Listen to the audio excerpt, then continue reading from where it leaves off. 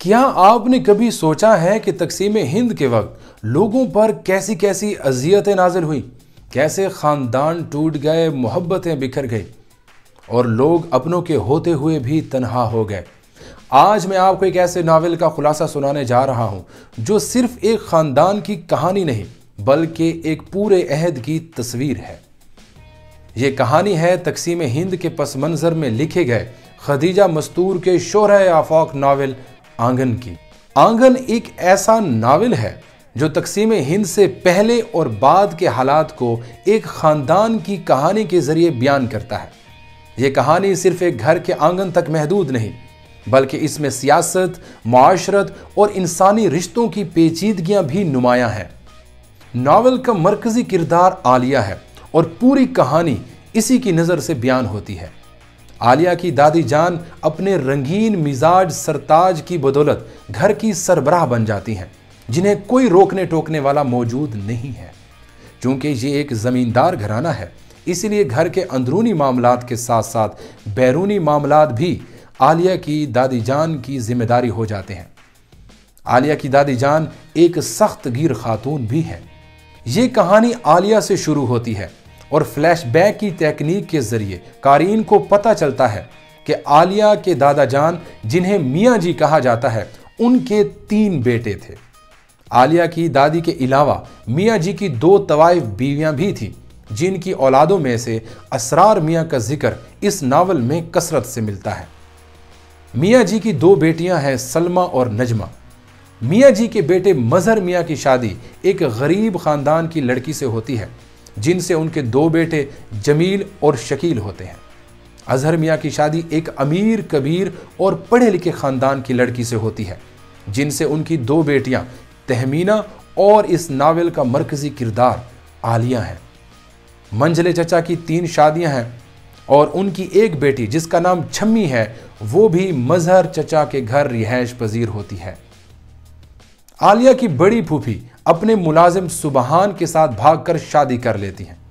زچگی کے دوران سلمہ کی موت واقع ہو جاتی ہے اور نوزائیدہ بچے کو اظہر اپنے ساتھ گھر لے آتے ہیں۔ سلمہ کی موت نے عالیہ کی دادی جان کو نیم پاگل سا بنا دیا اور ان کا پہلے سا روب دبدبا بھی باقی نہیں رہا۔ حویلی میں ان کے اختیارات اور گاؤں میں ان کی عزت محدود ہوتی چلی گئی۔ میاں جی کی وفات کے بعد جلد ہی انہیں اپنا بوریا بستر سمیٹ کر شہر کا رخ کرنا پڑا۔ مظہر چچا کے شہر منتقل ہوتے ہی ان کی سیاست میں دلچسپی زور شور سے بڑھنے لگی اور تیزی سے بچی کھچی دولت سیاست پر لٹانے لگے۔ کانگریس اور ہندو مسلم اتحاد کی خاطر جلسے جلوسوں پر دولت کا استعمال ہونے لگا۔ غربت جب تیزی سے ان کی طرف بڑھنے لگی تو محلے میں ایک دکان کھول لی جس کو اسرار میاں دن رات محنت کر کے چلاتے تھے۔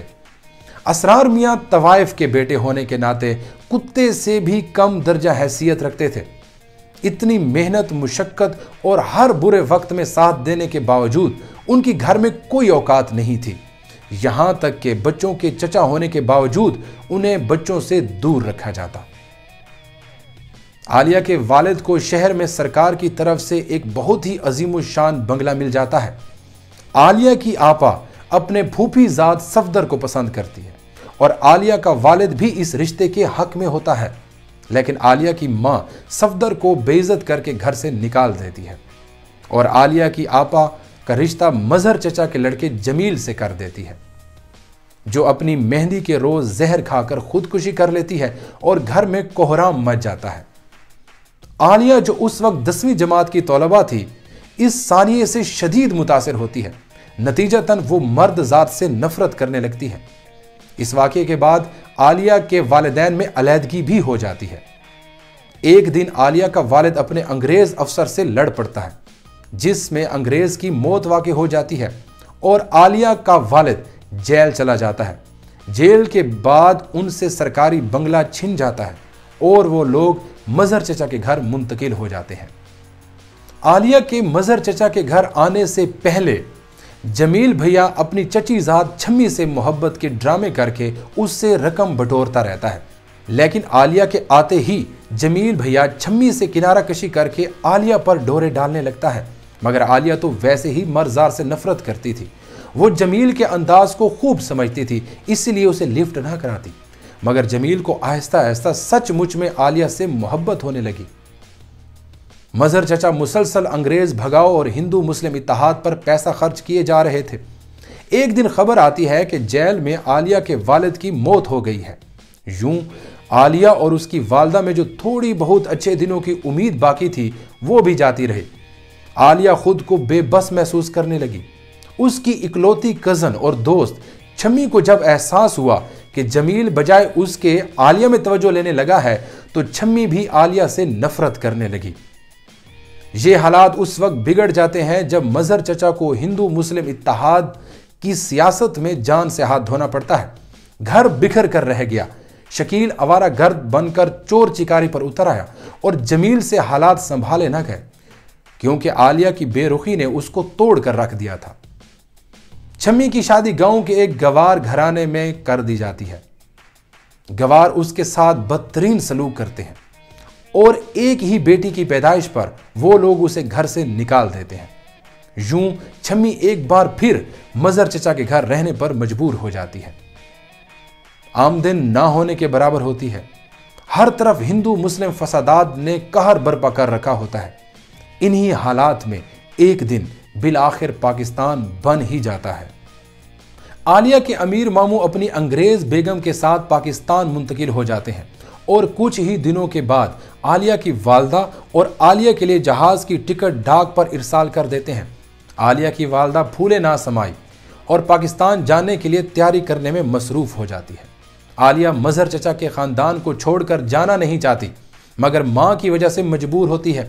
عالیہ کی والدہ رسمی طور پر مظہر چچا کے خاندان کو ساتھ چلنے کے لیے کہتی ہے، مگر وہ لوگ انکار کر دیتے ہیں اور ہندوستان میں ہی رہنا پسند کرتے ہیں۔ آخر وہ دن آ ہی جاتا ہے جب عالیہ اور اس کی والدہ کو پاکستان جانا ہوتا ہے۔ جمیل بھیا بہت کوشش کرتے ہیں کہ عالیہ انہیں چھوڑ کر پاکستان نہ جائے، مگر ان کی سنتا ہی کون تھا۔ پاکستان آ کر ان پر اپنے خود غرض ماموں کی اصلیت بھی کھل جاتی ہے جب وہ بے آسرا بہن اور بھانجی کو ایک الگ بنگلہ لے کر دیتا ہے اور عالیہ کو خود اسکول میں پڑھا کر گزر بسر کرنا پڑتا ہے۔ ہندوستان سے مظہر چچا کے خاندان سے خط و کتابت سے پتہ چلتا ہے کہ شکیل گھر چھوڑ کر چلا گیا۔ پھر اسرار میاں کی گمشدگی کی خبر بھی ملتی ہے۔ اس کے بعد جمیل بھیا اور چھمی کی شادی کی خبر بھی ملتی ہے۔ چھمی بہت خوش تھی کہ جمیل بھیا نے اس کی بیٹی کو اپنی بیٹی بنا لیا ہے۔ اس خبر نے غیر محسوس انداز میں عالیہ کو غمگین کر دیا۔ وہ چڑچڑے پن کا شکار ہو جاتی ہے۔ انہی دنوں میں ایک ڈاکو ان کے گھر آ گھستا ہے جس کے پیچھے پولیس لگی ہوتی ہے۔ وہ ڈاکو دراصل شکیل ہی تھا۔ عالیہ نے اس کی خوب خاطر مدارت کی، مگر رات کو وہ عالیہ ہی کے پیسے چرا کر بھاگ جاتا ہے۔ ایسے ہی ایک دن ایک اجنبی ان کے گھر آتا ہے۔ وہ کوئی اور نہیں صفدر بھائی ہوتے ہیں، جو کہ عالیہ کو دیکھتے ہی اس پر فدا ہو جاتے ہیں۔ تبھی عالیہ کو ان کی اپنی آپا سے جھوٹی محبت کا اندازہ بھی ہو جاتا ہے کہ صفدر اس کی آپا کو چھوڑ کر چلا گیا تھا۔